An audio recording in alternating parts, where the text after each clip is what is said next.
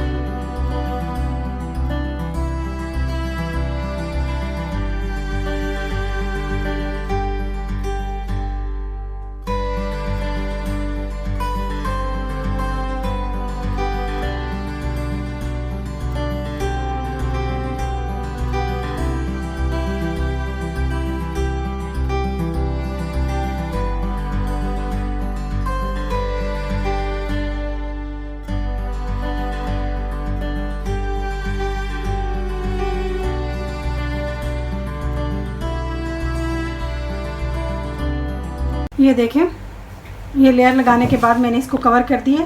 अब मैं चूल्हे पे रखने लगी हूँ। तवा ऑलरेडी गर्म है, तकरीबन 2 से 3 मिनट हो गए तवे को गर्म हुए हुए। अच्छा सा गर्म हो के हाई फ्लेम पे किया हुआ था मैंने। अब मैं इसके ऊपर ये रखने लगी हूँ। अब उसकी मीडियम आंच कर दूँगी, मीडियम टू लो कर दूँगी। अभी स्टार्ट में 5 मिनट के बाद मैं कर दूँगी उसको फुल लो पे। ठीक है, और वो 20 मिनट्स मोर पकेगा इंशाल्लाह। ये देखें, ये अभी चूल्हे पे ही है। 5 मिनट के बाद मैंने इसको लो फ्लेम पे कर दिया और 20 मिनट्स के बाद मैं डिश आउट करके आपको फाइनल लुक इसकी दिखाती हूँ इंशाल्लाह।